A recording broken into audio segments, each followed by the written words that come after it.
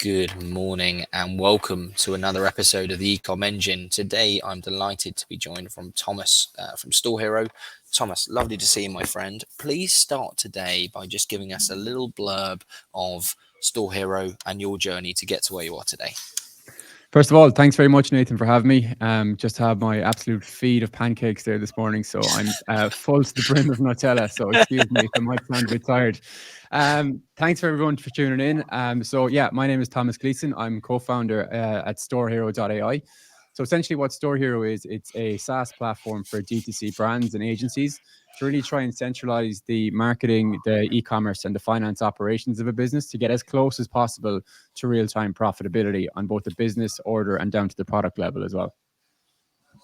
Love that. Just before we came on, I was talking to you about kind of the inception of StoreHero and how it came about. And I love the story about your mum and dad and how that all pulled together. Perhaps share with people on today's call just what inspired you to create StoreHero. Yeah, look, it's a it's a very lived problem, I suppose, to a certain extent. As all of your guests can probably hear, I'm from Ireland, so I grew up on the west coast of Ireland. My mother has had an e-commerce business for 20 years at this stage, so we kind of just had no choice but to grow up with it to a certain extent. Her business is wowweeds.ie, so personalized kind of gifts, baby gifts, wedding gifts, Christmas gifts, that kind of thing. I would have had a couple of small e-commerce brands myself as a teenager and in my early 20s. And then I actually went to work at Shopify for 3.5 years. So went through a number of different roles there. So I would have started off, we'll say, in customer support, into Shopify Plus support, and then as a merchant success manager. So for those who aren't familiar, maybe you have a merchant success manager. What essentially your merchant success manager will be kind of talking to you about on a monthly basis would be ecom strategy, marketing strategy, and generally trying to align you as close as possible to the ultimate kind of Shopify playbook and how to really maximize brand value. During my time at Shopify, what I kind of started doing for my parents was, it was actually kind of StoreHero in a spreadsheet form, Nathan, to be honest with you. What does that look like? I suppose people are probably wondering. So essentially what I was trying to do on a Monday evening for my parents was, trying to bring in, I know this was really manual on an Excel or a Google Sheets doc, but trying to actually bring in, okay, what's going on in Shopify this week? Okay, we have our sales, we have our new customer rates, we have repeat customers, we have conversion rates, average order value. And that's actually only one piece of the business. So then you have meta ads, you've Google ads, you've stuff going on in Klaviyo, you've Google Analytics. Okay, you have e-commerce, you have marketing. And then, as you kind of alluded to there, my dad is an accountant. And hopefully he doesn't kill me for saying this, but he'd be an older school accountant, and he was like, look, this is fine, this is great, but like, you're not bringing in any of the real costs to run the business, which is really what we care about. We're in business to make a profit. If you're not bringing in the cost, this sheet isn't a whole lot of use to me. So what he made me do is actually bring in, put in staff costs, put in the rent costs, put in that expensive Shopify fee that you're talking about every month. Make sure you're putting in Klaviyo and the rest of it. So again, what it would kind of take me on a Monday evening is getting about 2 hours together to kind of aggregate all of that data. And then I started sending them the spreadsheet. And all of a sudden it was just a wall of numbers, to be honest, Nathan. And they were like, this is great, but you've just sent us a wall of numbers. So what I then had to do was maybe take an extra half an hour to actually interpretate the data and actually say, okay, we spent more here. This is great. We've overspent here, which is kind of what they would usually hear. Accountants by their very nature, I'm sure there's some listening here, can be often quite apprehensive to trust what's going on in Meta or Google. So I was there trying to, get extra sign off for budget on Meta and Google. And my dad would never give it to me. So I had to go actually as far to build a platform to really demonstrate, I suppose, the relationship between increased ad spend and actually kind of what really matters at the end of the day, which is that kind of profitability component out the back end.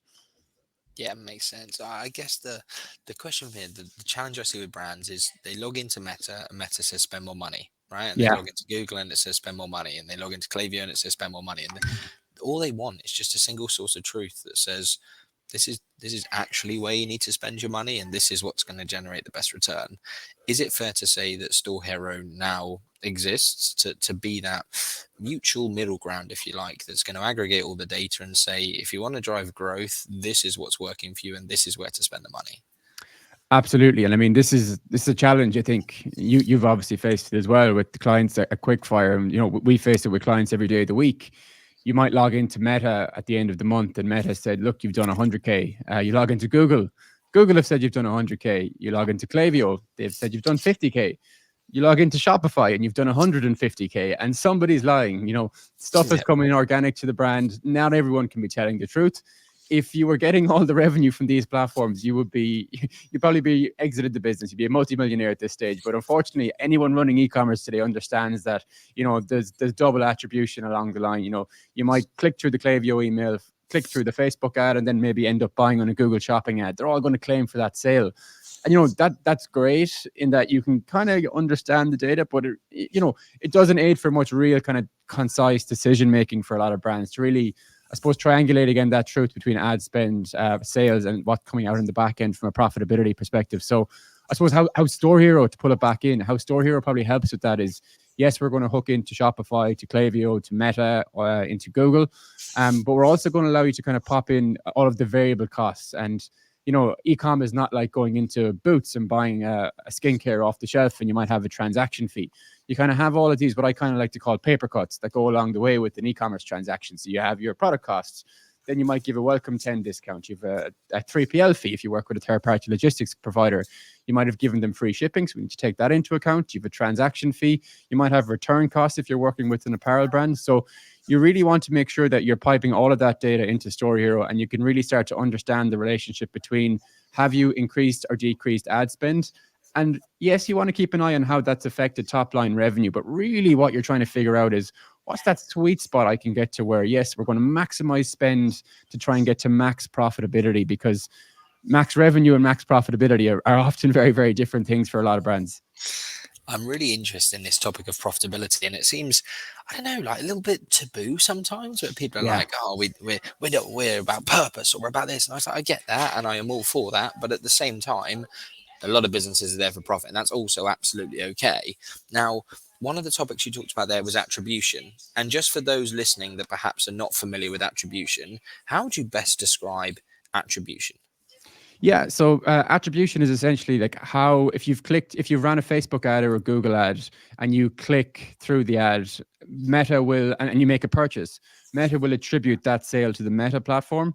But then if you click through the Meta ad and actually end up buying through a Google shopping campaign, Google are also going to attribute the same sale to Google. So for instance, if you sold something for £10 and you clicked through the Facebook ad and then actually bought through the Google ad, both platforms are going to show you £10. So when you kind of look across both platforms, you're going to see that, okay, between the two platforms for the one sale, we've generated £20 in revenue, but that's not true, because you've only sold £1 skin cream or t-shirt or whatever it's going to be. So that's, I suppose, a big challenge that a lot of brands fall into when you can get double or triple attribution if you're using Klaviyo as well. I guess question for you is, how do we move towards, is it best to go last click attribution? Because what I don't want to do is devalue the part that another channel has played in getting to this point in the journey. So we talk a lot in kind of B2B around touch points, right? And so it might be that they've listened to a podcast, they've then seen something online, they've looked at LinkedIn, they've seen an email, and then suddenly they've inquired. And we typically would say, oh, it's come from the dinner that we hosted. But actually, if it wasn't for all these previous touch points, they would never have even come to the dinner, and therefore we wouldn't have got it. So how do you balance that attribution across? And do you go with full funnel attribution, or do you look at last click? Like, how does it work? So it's very, very case dependent and different with different brands, I suppose. Not to give that probably the most marketer answer of all time. Yeah, I was I a very appreciate politician that. answer that. I suppose, yeah, look, the attribution, we're moving to a cookieless world, let's face it. The attribution side of the coin is getting harder and harder for brands to really trust what these platforms are saying to them. I mean, there is tons of attribution kind of softwares out there that are purported to solve this problem, but I suppose if you get down to the nuts and bolts with Google or whatever they are in Facebook, multi-trillion-dollar companies, they have the most vested interest to solve this. They're still struggling to solve it. So to kind of say a startup kind of will be able to solve that attribution piece, it's difficult to really ascertain and kind of understand. I suppose what we've seen in the last 12 months is that a lot of brands are really moving away from attribution to a certain extent and really trying to double down on contribution margin more so than straight attribution. And I suppose why, we've all been conditioned to look at ROAS in the last couple of years. And yes, it's a good guiding principle. But, you get into the Monday morning marketing meeting, and this is where a lot of our companies have said they've got the most value from, really aligning on that contribution North Star metric, I suppose, is that you get into the Monday morning marketing meeting, and a row erupts between the CFO, the founder, and the marketing manager around what attribution window are we actually going to trust. So, as you mentioned there, are you looking at full funnel attribution? Are you looking at last click? Are you looking at 7-day, 1-day view? I mean, there's 14 different attribution windows to view, and I suppose 14 views of something is really a single source of nothing if you get down to the nuts and bolts of it, Yeah, absolutely. I mean, I'm interested with the whole GA4 piece and a lot of the brands that I Yeah. talk to. So, as you know, we ran a lot of events last year and we run a lot of events this year. And we brought the most amazing community of brands, about 1,100 of us now in total. And that's growing all the time. Wow. But one of the constant pain points I hear is this frustration about GA4 and the changes that analytics has made, etc. Are you finding more and more brands? And actually, my friend Nick at Charles, lovely agency based in London, Yeah. he was talking about this on LinkedIn this morning, which was more and more brands he's seeing and that I'm seeing are maybe just bypassing GA4 or maybe not using it to its full potential because they're maybe looking at plumbing in something like yourself or other tools. Do you see this being a trend going forwards that more and more brands will no longer use GA4 as a single source of truth, but will use someone like yourself as that aggregator to pull it all in? Or do you think there's another way to go? Yeah, if you wouldn't mind sending me that post afterwards, I'd love to have a look at it because this is a huge kettle of fish that I'm seeing with so many brands at the moment. It's kind of surprising, to be perfectly honest with you. I know we've all been in ecom for years, and you've got so much value from GA over the years. And they seem to have dropped a nuke on ecom, to be perfectly honest with you, last July, and people just aren't familiar with the setup. Yes, they've probably done the one-click install from Shopify and it's set up, but 90%, I don't know about you, but 90% of the brands I'm speaking with aren't really using it anymore. And that's a problem because the data that's in there is incredibly valuable. It's just that people aren't familiar with actually how to use it anymore. I mean, whether that's kind of teething problems, maybe that'll be ironed out in the future. Like we have a kind of a much more simpler UI set up within StoreHero, so that when brands log in and they click into the GA4 tab, they can see a lot of the older kind of core ecom KPIs that they would have been used to, and they can also see kind of a full purchase funnel from sessions to product page views, kind of all separated by source, all the way down to the transaction level. So they are still able to use GA4 in, I suppose, a UI that they would have been used to without actually needing to try and configure and do a course on actually how to use GA4 specifically within GA itself. Interestingly, what I feel like I'm seeing is that once upon a time, GA was a single source of truth, Yeah. whereas now it's just becoming another data feed into the new single source of truth, which might be yourself, might be another platform, etc. But Sure. I see that you bolt in Shopify, Klaviyo, Meta, Google. I also see that Amazon's on the horizon. Perhaps tell us a bit more about that, because to me, when I'm looking at these kind of aggregation platforms or kind of data centralization, this is the component that's often missing is Amazon. So did before we came on, I think you said it was kind of Q1 you'd expect to see maybe Amazon being available on the platform? Yeah, and I mean, look, we're operating in a large number of countries now. Obviously, the US is a big market for us as well, and anyone who's operating in the US will know how large of a component Amazon is for an e-commerce business. So it's definitely something that we've been cognizant of, and we're busy building at the moment. It's such a massive sales channel, and you don't even have just Amazon, I suppose. You have Walmart, and you have a couple of other bigger ones there as well. Amazon obviously being the largest one. So again, we're looking to probably push that live by, I think, the end of March. So we're busy working on it there at the moment, and we're really, really excited about it. We have one or two clients on a pilot program there at the moment, and obviously we're still working through that. But I think we'll be close to being able to launch that by the end of March. Nice. I just see Deirdre said very interesting, and thank you. But just a reminder, if anyone is watching and listening live, feel free to ask questions. I mean, it's rare do we get Thomas for half an hour to really pick his brains directly. So please do ask. No questions off the table. I've got a question here around, yeah, I've set you up, I'm afraid. In terms of internationalization, this is another topic I'm seeing more and more with our brands in particular, and just trying to understand like how the different markets are working for them. Now, obviously, within the Shopify ecosystem, you could use expansion stores, you could use markets.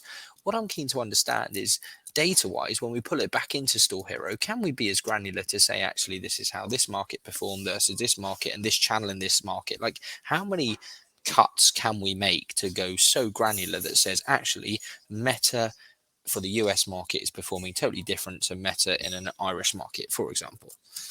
Yeah, absolutely. So as long as we'll say the naming conventions in your campaign are set up accordingly. So for instance, if you have one account in the UK and you want to have your UK campaign set up, you can obviously filter out any UK campaigns. If you have the US, obviously naming convention in at the start of the campaign, you can really start to understand exactly what's going on in each market. Obviously, we can see that in all of the paid campaigns through all of the GA piece there as well on an international level, but we actually have it down to an order level piece as well. So it's actually quite interesting. So, we have an order level profitability piece there. So again, we're going to look at not just what Shopify is reporting on a sales perspective, but all of the kind of, again, those little paper cuts along the way.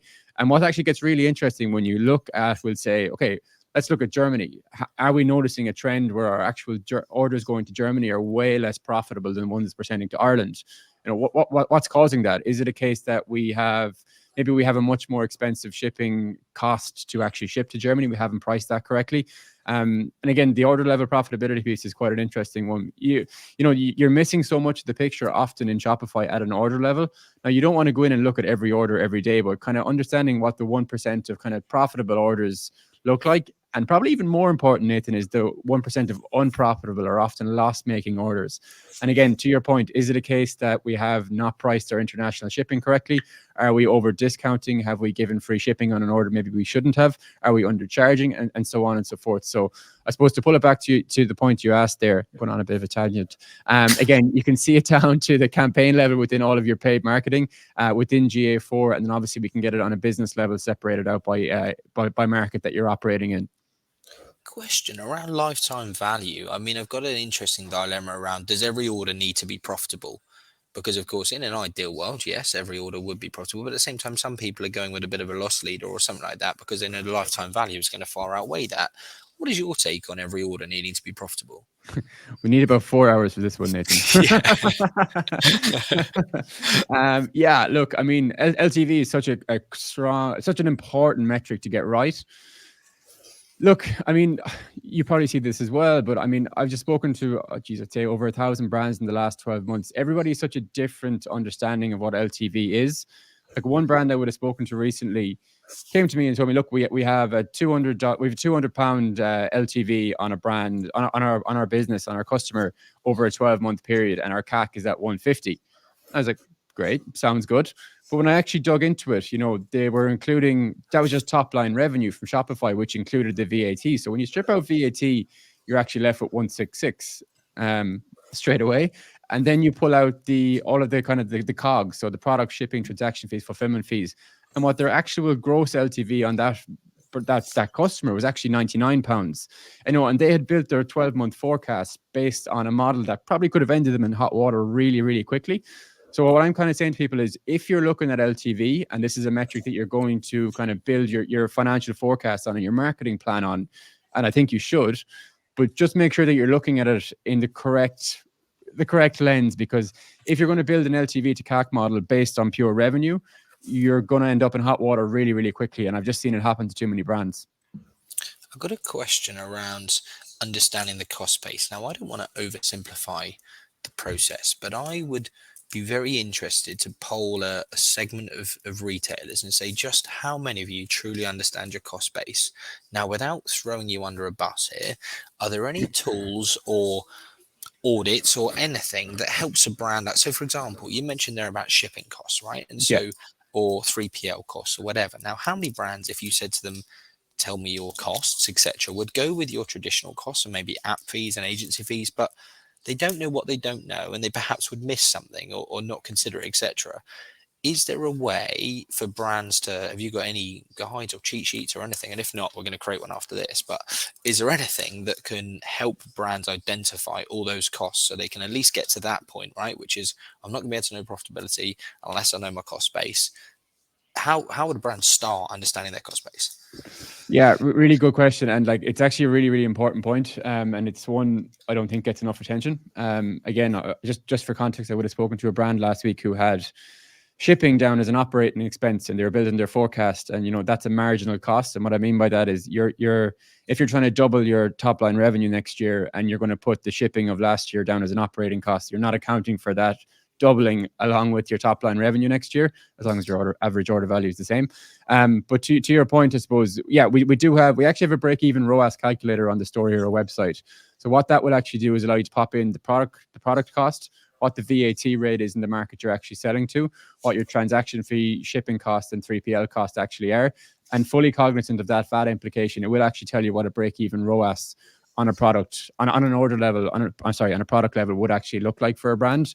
Obviously, we pipe all of this into StoreHero, so all of your product costs will pull directly in from Shopify. If they're not there, we can pull them in through Zapier from your inventory management system or wherever else you have them. But then we're hooking into Royal Mail, we're hooking into your 3PL, and obviously all of your transaction fees and return costs are pulling into the platform as well. So again, often this is a bit of an eye opener for brands. The gross margin that they might have thought they had isn't the margin that they actually have. And they're often difficult conversations, we're not going to lie, but you're often, obviously you're better off to know than not know. And just to your point as well, I think it's, if from my experience of working with brands in the last 12 months, if you were to put 100 brands in the room and really get down to the nuts and bolts and actually ask them what their gross margin was versus what it actually is, I would say more than half aren't 100% dialed in on that. And that's quite concerning as these kind of customer acquisition costs continue to rise. I really like this kind of idea of going on this bit of a crusade almost to try and find this single source of truth, right? Which is stop letting the tail wag the dog and stop letting Meta tell you where to spend more money or Google to say where to spend more money. Okay, well, wherever it is, finally it's time for the merchant to get in control of their data and to say, you know what? This is where I need to spend my money, not based on your marketing suggestions, various platform, which are carrying huge amounts of bias, but also, like it or not, these are my actual costs. And I think so many brands are operating kind of hands tied behind the back when it comes to where to spend, but also blindfolded in terms of what the costs are, that I think this is a really kind of almost like judgment day where you're like, bloody hell, actually, you know what? If I just understand this, I know the true picture of my business. And like you say, I would love to do a survey to say how many brands actually know their true cost base and their true profitability.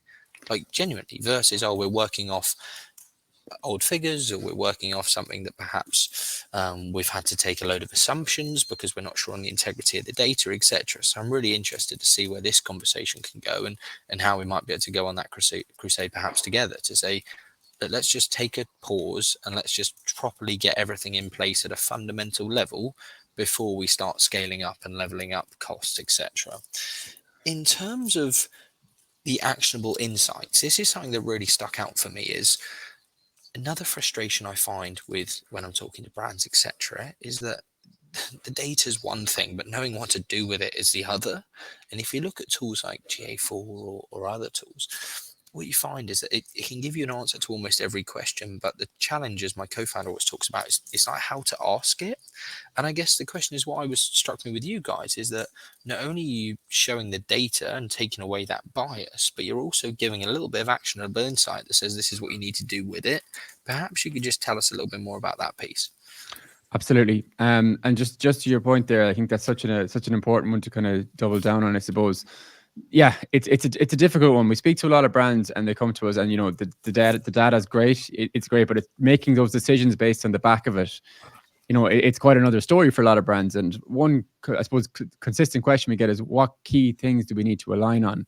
And I suppose one piece that does really look to eliminate the noise, eliminate the attribution woes and worries, is aligning on that contribution margin piece, more so than ever before. And it's still such, often people hear the word margin and they think accountancy and they're like, oh, I don't want to become an accountant. But it's not a really complex accounting metric at all. It's the true determinant of your marketing health. Just to the recommendations piece. So yes, when you log into the StoreHero platform, you can quickly actually log into. So we have an aggregated view, obviously, of all of your marketing channels that you can segment up. So you have your TikTok, your Shopify, TikTok, Meta, and Google. Obviously, you can split those up by country. You can filter them. You can do compare ads, compare your channels, ad sets, all that kind of thing. But then you can also go down into a more granular level, we'll say, on each campaign, on each platform itself as well. So, for instance, you can look at Meta and you might say, okay, compare to previous year. And it'll very quickly generate a lot of insights on maybe what's working, what's not working into those kind of two strict buckets. So, for instance, you might say, okay, What's not working? Okay, cost per click has gone up by 60% this month. You click in there, you get a quick explanation as to what the metric means, and actually some quite high level recommendations in terms of what you could potentially do to improve that.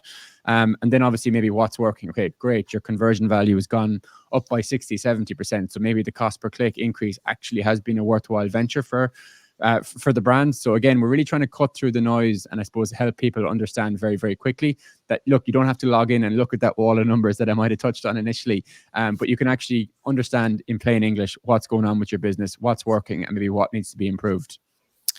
I think one thing that really stands out is with data and insights, you have power, and you have power to be able to look back and understand, Yeah. and also to project and look forwards. I guess, and all the brands you speak to, Thomas, I appreciate you might not be speaking to all the brands yourself anymore as the business scales, etc. Are there any alarming trends that you've seen, let's say, over the last 12 months, or common pitfalls? And then the second part to this question, is there any kind of forward thinking things where you think brands are going to go towards? So, starting with the last 12 months, is there anything that really sticks out that you think, blimey, looking at all this data, brands are making the same mistake time and time again? There's one clear one, be honest with you. Sole focus and putting revenue on a pedestal, you know, like getting clear on what you want out of your business is probably cliched and is silly, and you might hear this in every podcast or webinar. That is by far the most important thing, and actually understanding what is the goal of the business. Is it to drive top line revenue? If it is, that's fine. What's your end goal? Is it to exit for a revenue multiple, or are you trying to create a really, really profitable business? Because if it's the latter, and that would be the case for most brands we're working with, trying to just max for top line revenue is not often how you're going to hit bottom line profitability. They're often very, very different things.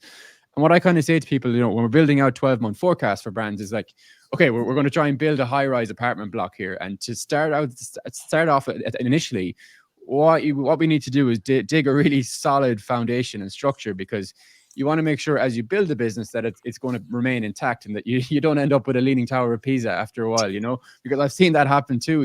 We get focused on like top line revenue metrics, and we get to the end of November, maybe we're not there yet. And what is the brand going to do? Your ecom manager is being KPI'd on revenue. Your agency is being KPI'd on revenue. So you're going to, often what I've seen happen is it can lead to perverse incentives for that bottom line, which the business owner probably set the business up in the first place. So maybe you start doubling down on discounting, pushing ad spend. And yes, you probably get to that revenue figure, but you've probably taken all the fun out of the business, all of the enterprise value out of the business from a profitability perspective. And yes, the business may have achieved its goals at the end of the year, but it may not be profitable, or may not be on an upward trajectory for the business owner as of to what they really wanted out of the business, I suppose, initially. Interesting. And I think that we're as guilty as the next person, right? And the metrics we look at as a shop agency around average order value and conversion rate and repeat purchase, and a lot of it is impacting revenue, and that's what we're looking at as opposed to profitability. So there's an interesting conversation to be had there as well. I guess looking at it for the next 12 months and throughout 2024, based on what you know now, what do you see brands doing going into this year? Maybe aside from shifting from revenue to profit, that's the easy answer. What else do you see brands doing or should be doing? Yeah, trying to get as lean and efficient as possible. Again, I think over the last couple of years, obviously a lot of brands really scaled heavily. Often the OpEx scaled with that as well. So trying to eliminate any waste there is obviously incredibly important. I actually think getting out to as many physical events as possible is being a huge unlock for us in the last 12 months. And I know I'm not strictly an e-commerce brand, but getting out to those events, I think obviously pre-COVID there was tons of them. A lot of people went back into their cocoon during COVID, and a lot of them still haven't emerged. I know you guys are running your event in London tomorrow night, Nathan, I think. Now it is Valentine's Day here, so I'll be killed if I went, so I won't make it. Tomorrow morning, Valentine's Day. Don't worry, I'm getting the train back home for the evening. It'd be worth them. Yeah, not worth it. But yeah, I think that's a really interesting one. Actually, is this sense of community, Thomas. I think more and more brands are turning to community as a potential to unlock growth in 2024. And I think also partnership, right? You go to these events, yes, you're learning and constantly sharpening the saw, but also you're meeting people that can collaborate and partner. And I think that's a huge opportunity for growth in 2024, is these kind of broader collaborations, which maybe on face value, you think, where the heck is this collaboration coming from? How am I going to partner with this brand? And then you think about it, you think, actually, drill down, the ideal customer profile is pretty aligned, right? And actually, you've got a complementary offering rather than a competing offer. And I think that's a huge opportunity. Wrapping up today, I mean, I could talk to you all day, and I've really enjoyed chatting. So thank you. I guess for those that are listening that want to know more about StoreHero, want to get started, maybe just aside from StoreHero, just want to understand their cost base. Like, where do they go to get started? Sure. So our website is storehero.ai. You can book a demo there. Obviously, I'm Thomas Gleeson. You can find me on LinkedIn or Twitter. Yeah, so obviously find me on LinkedIn or Twitter or through the website directly. And we're more than happy to kind of get you set up with a 14-day trial or even just chat to you about your business if you have some questions. I love that. And I think that's one thing that I'm seeing more and more with tech solutions is almost that kind of white glove service. Big I time. said, look, before you dive in, let's just have a conversation and understand what is it you're trying to achieve. And honestly, is the tool right for you? But more and more brands I see are going to the tools like Store Heroes of the world to say, actually, we're taking back control. And I think that's really encouraging and a huge positive shift in mindset for 2024. Thomas, I really appreciate your time this morning. Thank you. Thanks, I look Nathan. forward to flying over to Ireland and seeing you very soon. Absolutely. But for now, if anyone wants to check out StoreHero, please do so. And we look forward to seeing you very soon for the next episode of Ecom Engine. Thanks again. Thanks very much, guys. Great to have me on. Take care.